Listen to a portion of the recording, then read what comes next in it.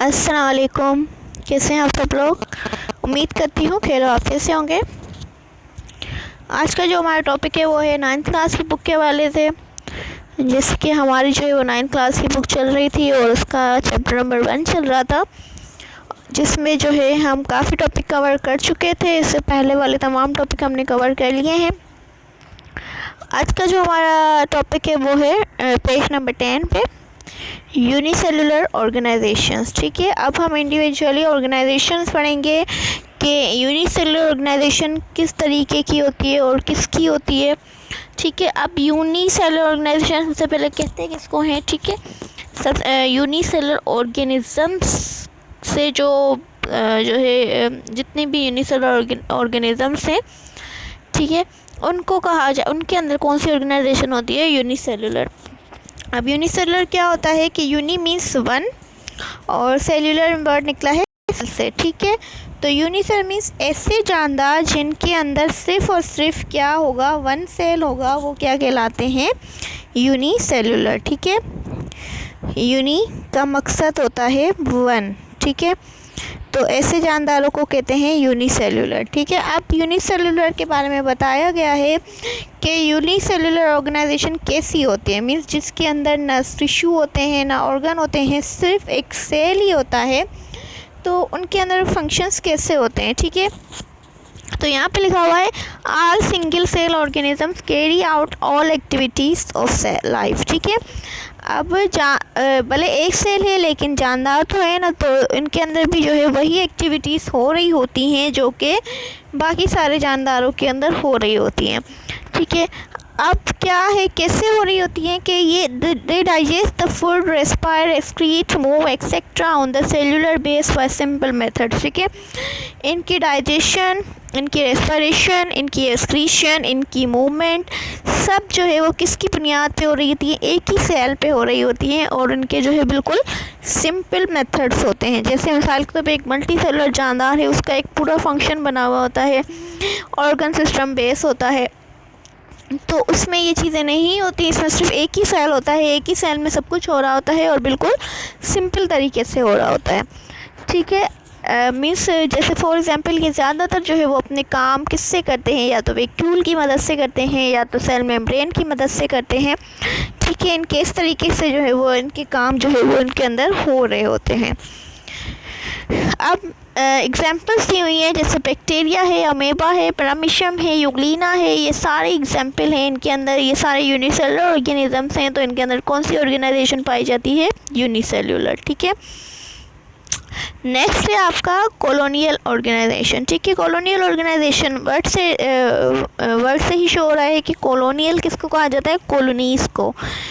ठीक है, अब क्या है कि यहाँ पे many living unicellular organism living together by forming colonies. ठीक है, इसमें क्या होता है कि यूनिसेलुलर जानदार जब एक दूसरे मतलब इसमें भी होते तो यूनिसेलुलर हैं, लेकिन कैसे रहते हैं? अलग शक्ल में नहीं रहते बल्कि कॉलोनी बना के रहते हैं। कॉलोनी बना के कैसे? जैसे मिसाल के तौर पे ये एक सेल है, ठीक है, ये एक बैक्टीरिया है। ठीक है, अब ये दूसरा बैक्टीरिया इसके साथ जुड़ा हुआ होगा, तीसरा इसके साथ जुड़ा हुआ होगा, चौथा इसके साथ जुड़ा हुआ होगा।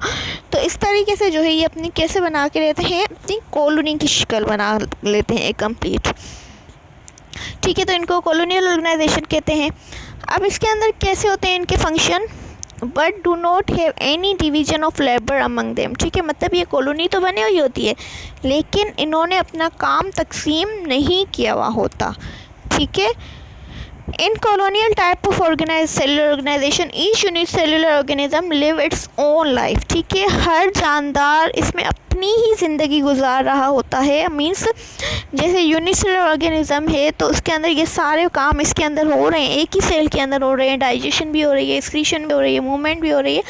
तो कॉलोनियल में भी ऐसे ही होगा। ठीक है, मीन्स हर सेल अपना अपना काम करेगा, कोई भी किसी का काम नहीं करेगा। मीन्स इस सेल की डाइजेशन इस सेल में नहीं होगी, तो ये अपनी ज़िंदगी खुद ही गुजारते हैं। Live its own life, they are not dependent on each other and never form any multi cellular structure. ठीक है, ना ही ये एक दूसरे पर डिपेंड करते हैं और ना ही इनकी मल्टी सेलुलर बॉडी बनती है। सिर्फ ये कॉलोनी की शक्ल में रहते हैं, बाकी इनके सारे काम, इनके सारे फंक्शन सब कुछ अलग होता है। ठीक है, अब इसकी जो है एग्जांपल है वॉलवॉक्स। वॉलवॉक्स क्या है? ये ग्रीन अलजी है। ठीक है, वॉलवॉक्स एक ग्रीन अलजी है जो कि आपको 1.4 फिगर में दिखाई जाएगी। ठीक है, यहाँ पे। ठीक है, ये देखें वॉलवॉक्स दिखाई जा रही है, ये एक अलजी है। इसके बारे में हम डिटेल पढ़ेंगे। फ़िलहाल हम जो इसकी एग्जांपल्स देख लेते हैं कि कॉलोनियल की एग्जांपल कौन सी हैं। ठीक है, तो ये वॉलवॉक्स का आपको याद रखना है। वॉलवॉक्स का अक्सर एमसीक्यूज़ में आ जाता है कि वॉलवॉक्स कैसे कलर की एलजी को कहा जाता है। तो वॉलवॉक्स जो है वो कैसे कलर की एलजी होती है? वो होती है ग्रीन कलर की एलजी।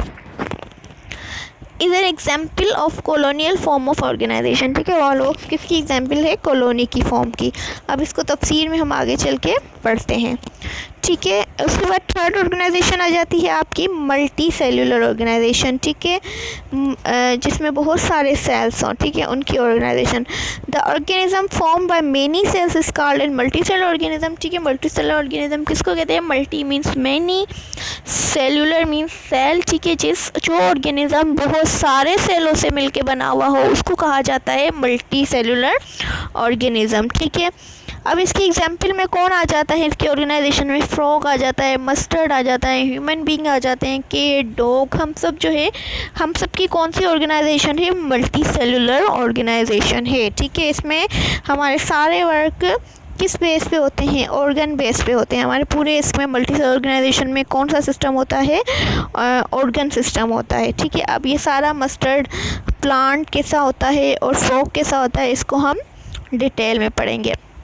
ठीक है, नेक्स्ट लेक्चर में इंशाल्लाह इसको डिटेल में पढ़ेंगे। अब तक के लिए इतना ही। अल्लाह हाफिज़।